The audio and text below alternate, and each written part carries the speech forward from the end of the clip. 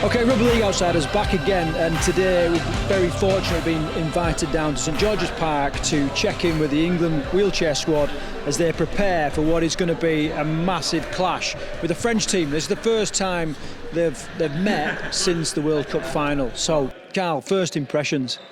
It's on a different level to anything we've seen so far. It's international rugby, and it feels so much different to anything we've covered before. It's very exciting, just to see how the guys are going on in training. Yeah, and it's a special place. Obviously, this is where the England football team trains and prepares. To be here, you just walk around the place and you stand a little bit taller. You feel a bit more proud because there's a lot of history here. So, what's your impressions of the facilities, Karl? It's absolutely top drawer facilities. I've never been to a place like this to watch the team train. It feels like elite level sport, and what elite level sport should feel like. Yeah. So what are you looking at getting out of today then, Karl? What can people watching this episode expect? I want to see. You can see the guys are training at the minute. I want the viewers to get a bit of a feel for how the team prepares and how they going into such a big game. Obviously, it's a little bit different for the England squad this time because they're now the champions, so they've got to defend their title now. So it's going to be interesting to see how they prepare for such a game and see what the mindset's like and get a bit of intricacies into the detail of the actual training for me. Yeah, and for me, just the first things I've been working on this morning, not going to give it away because I'm not sure when this will go out, but everything is about the game with France. Everything is about the progression of the game and how it's changing and how they can combat that. And like you said, it is the small stuff that they're working on which they believe is going to be, pivotal in coming out on top. Karl, any player in particular that you've really got your eye on and you want to learn a little bit more about? Do you know what? To me, a lot of these are kind of like celebrity names, so it don't really matter who we speak to. I'm interested to get stuck into a lot of them, to be honest with you. Like I say, they became household names. These guys have met royalty, the royal family. So whoever we meet today, it don't matter. Yeah, I don't know if you picked that up on the camera there, but the clash as two chairs smashed into each other was just massive. Oh yeah, it's really loud. That's the first thing I noticed as soon as I'm like, oh my God, it's like a car crash. That was the first thing I noticed straight away.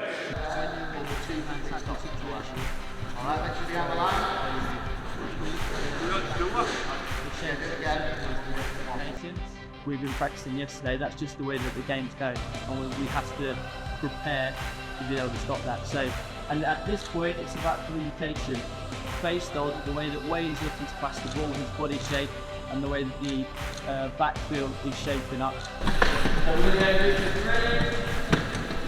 Right, I'm here with Tom, the England head coach. Tom, just talk me through what's been different this time. You're training at the International Football Centre. Everything's going up a level. Just talk me through what's been going on this weekend. Well, we wanted to pay respect to the players who not only achieved fantastic success last year, but have put an amazing season together in the way that they've played. The Wheelchair Super League has been the best that it's ever been with regard to fan engagement, quality of play, corporate engagement. We had a record crowd at the grand final, so it felt like we have to just keep upping our game. And I don't know where we go from here is the challenge now, but I'm very happy here. It's an amazing facility. We've been hosted incredibly well and rubbing shoulders with people who we've taken inspiration from in the Lionesses this weekend, who've been here between Belgium fixtures. So we couldn't be happier. So it's been a 2-day camp. How have you broke it down into the 2 days? Is it full on training, or has there been a bit of everything? Well, it was an early start yesterday, so it's pretty kind of central convergence for everyone in the squad, because we've got some from the southeast and then the others from up north. So probably started the day on average about 5 a.m. on Saturday morning, and then we finished at 10 o'clock last night, and that was probably 4.5 hours of training, and then the same amount in meetings, meals to split the day up, so a proper full-on day. Sundays, less meetings and more training with more of a defence focus, whereas Saturday was attack.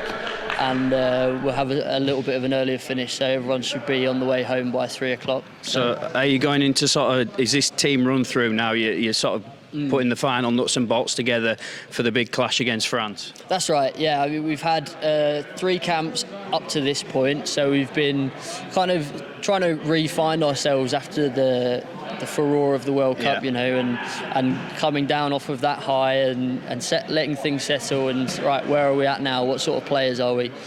We've paid loads of attention to the way that the guys are playing in the Super League, and we've looked to implement their own evolution into the way that England plays. So we definitely haven't tried to reinvent the wheel, because we were a great team that played great rugby last year, but we've just added some new pieces in this weekend, and then this last session today is trying to knit it all together.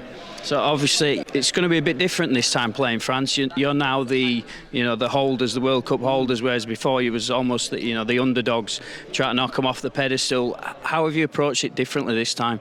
Yeah, it's always been like big brother, little brother, in a sense that they'd always been playing for longer, and they always will have been playing for longer. But like you say, the dynamics shifted, and there's a new challenge with that. There's the world's looking at us. Everyone who knows wheelchair rugby league knows that England are the champions. So I think you've got to embrace that rather than hide from it. And you've got to approach that responsibility that you have and look to do it justice, So we want to play the absolute best we can, but we want to keep championing the sport and taking pride in the inclusivity that we put forward into the world. Yeah, so it's looking like it's going to be a big crowd in Leeds next weekend. What can we expect from this England team now? Any sort of change in tactics? I know you're not going to want to give anything away. What can we expect from this England side as opposed to the last England side? I think it will look very different. I think James Simpson's retired, and he was a massive part of the leadership team. So people step up, don't they? Teams are always changing. The coaching staff's changed. Dave Banks has moved up into a coaching role. So all those influences mean that will play a very different brand of rugby, and so will France. If you look at their squad compared to the World Cup final, it's like 50% different. So that will mean for a very different looking game, I think. But the fact that I don't know what it's going to look like gets me excited. Yeah. Okay. Well, all the best on Saturday, and appreciate the time. Thank you.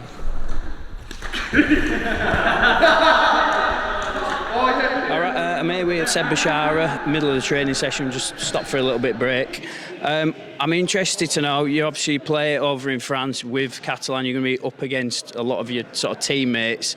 What can we expect from the French team this time? Every single year it's a massive rivalry. We always have very, very close, tight, violent, physical games. So really looking forward to it. It's the biggest challenge to beat the French. So just really, really looking forward. They're going to come out banging, on fire, want to give it everything. They want to prove a point. Obviously they lost the World Cup last year, and they just want to prove that they're better than us, and we're going to prove that they're not. So that's basically it.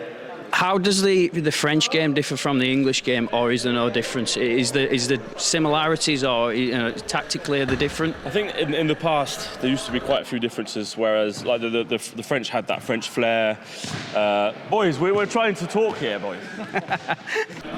Sorry about that. Go on.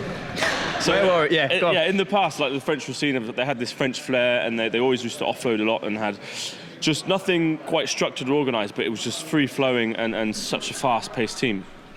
And we used to be really structured and an organised team, and we had everything thought through before the game happened. But that's changed quite a lot now. We've kind of mixed both together, and I think we've become not a perfect team, but we're getting close to that, because we really mixed up the structure and the open play and that flair. And so I think nowadays we're pretty close on the things we do. We do similar things. I do think we're better prepared.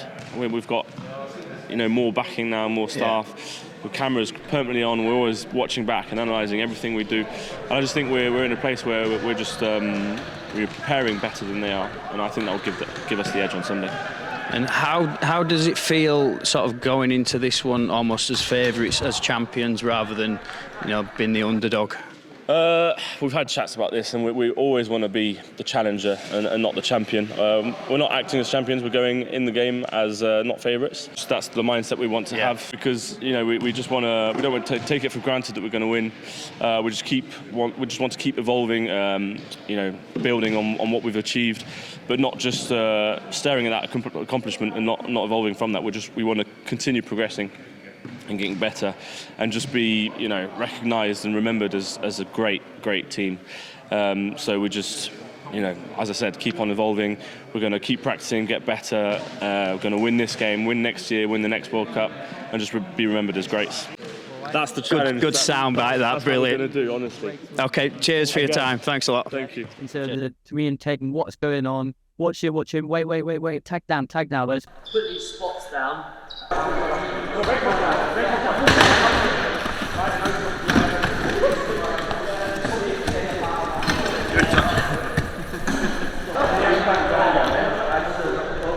Okay, here we are with Dave Banks. Dave, obviously massive heritage in the game of rugby league. I think pretty much everyone recognises your face as been the sidekick to some big coaches out there. What's your role here with the wheelchair game? What kind of stuff do you get involved in? So I'm the assistant coach from this year. So previous to that, for the last 2-3 years, I was the analyst for the team. And our assistant coach, after the World Cup, decided to move on, and Tom asked me if I would step in to that role, and I'm more than happy to. Obviously, a lot of people like to compare the wheelchair game to the running game, and we, just here today, we can see parts of it and aspects of it. What is the things that people won't necessarily spot that's similar to the running game? Similarities to the running game. I guess is the way that we attack. What we're trying to do when we attack is trying to create space, and we're trying to create sort of 2-on-1 situations, which in the running game you do it a little bit more with a bit more sophistication, I suppose, because defence is a little bit more well organised because they're professional athletes. Our guys do it. I won't say for fun, but they're not professional athletes, so they're not training day in, day out. So, and what we're trying to do is trying to create space, and we're trying to make 2v1s throughout the field. And I think that's the thing that sort of links together the running game attack-wise and the wheelchair game. And just for yourself personally, what new challenges has this role brought to you? I've had to learn the sport, effectively. So when Tom spoke to me back in 2020 and asked me to become involved in the team, I had some reservations because I had no idea about this sport. I had no idea about wheelchair rugby league. I had no idea about wheelchair athletes. So I had to learn a lot about the way that the chair moves, the way that each individual athlete moves, because of all the different considerations for that. So, for example, Wayne, who's sort of paralysed from the chest down, he moves differently to Lewis, to Seb, and because they all have slightly different conditions. So it was being able to understand how people move in their chair and what were they capable of doing. That then helped me to understand this sport a little bit better. And then as soon as I got to my first training session with the team, it was like love at first sight. Yeah. I know we feel exactly the same. Yeah. If you could describe the culture of the England setup, you, the players, all the supporting staff, in 3 words, what would those 3 words be? That's not one of them, by the way. Love. So I think everybody loves what they do and loves each other. Connection, because there are connections that extend beyond being in camp and playing games. We made friends for life through this team. And excitement, because I get excited every time I come to this camp. I get excited every time there's a game. I get excited every time that I watch these guys on TV or go watch them playing for the clubs. So I think those are probably the 3 words that I would use. You've obviously been involved in big games in the past, and big campaigns over seasons and all that kind of stuff. Yeah. What will winning this game next Sunday mean to you personally? every game's important. Every game for England is important. But some are more important. Some are more important than others. No, I think what Tom and I were chatting last night about the importance of this and the importance of this next game and the importance of our planning for the next few years. And I came up with an example that I thought was quite relevant, and it was about Mark Cavendish in the Tour de France. So Mark Cavendish gets asked every time that he's in the Tour de France, you're going to beat Eddie Merckx's record because you've won 35 stages of the Tour. But what he says, which I sort of believe him, is that everyone is important, everyone is special, everyone stands alone, they don't sort of all add up. And that's what this game means next week. It's special because it's England Rugby League. You're representing people who play the running game, you're representing kids that run around who are 5 years old, you're representing the Super League players that earn a living out the game, you're representing people who use a wheelchair every day, you're representing disability sport, you're representing able-bodied athletes, and you're representing our sport, which means a lot to me. So that's as important as the fact that we are playing France and the fact that there is a connection there. But every time we get the opportunity to help these people play, that's important for me. All right, well, good luck, Dave. I'm going to keep an eye on what you're up to next Sunday because we were there at the game. So, good luck, mate. All the best. Thanks a lot. Cheers.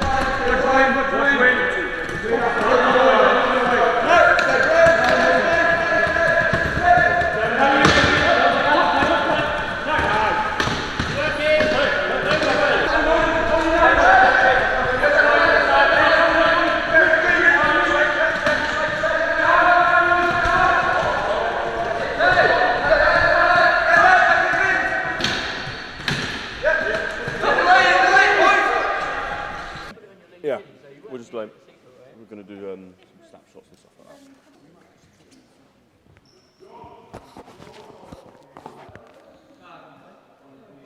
that. Okay, here we are, the end of the day's filming at St George's Park. Incredible day, Craig. It's the best day I've had since we started filming this. What have you taken from today? I think one of the biggest things I've taken from today is the fact that wheelchair rugby league is now at an elite level, with elite personalities around the team conducting their business in an elite manner, and that can only translate onto the pitch. I've also learned that wheelchair rugby league is not superficial rugby league. Rugby league runs through the game on every level. Every level is it part of rugby league. And the final thing that I've learned is just how much inclusivity means to everybody that's involved in the squad. And we're not just talking about able-bodied, disabled, impaired. Like those guys, they love each other. You know what I mean? They've got a lot of time, a lot of care, for each other. And it's that age-old thing. If you can play with people with a smile on your face and love the people around you, then you'll go far. And that's what I took away. What about you? I think for me, first of all, I don't think the guys realise how much they're actually doing for the sport. They're absolutely, they are superstars of the game now. Where they probably didn't set out to be superstars of the game, but that's where they are, and that's now where the sport is. But just how much they want to bring the sport on for everybody else and for the next generation and the generation after that, and it's just exciting to see where the wheelchair game's going. It feels like we're still only at the start of the journey that the wheelchair rugby league's going, and I think in the next sort of 4 or 5 years it could be one of the biggest sports in the UK. It really does have the type of people behind it that can help it grow. So for me that's brilliant day's filming with a brilliant set of people, and I hope that everybody that's watching it is going to enjoy the episode, take it in, and the final thing to say is I hope they get the win against France next weekend. So it's going to be an absolute cracking game. Got anything to finish on? No, it's just been a privilege. Really has been a privilege having this little insight into, an elite team. Everything's pinned on this next game next week, and I can't wait to watch it. No, I can't. So the next time you'll see us will be next Sunday. It'll be at the internationals, won't it? So stay tuned and hope you enjoy the episode.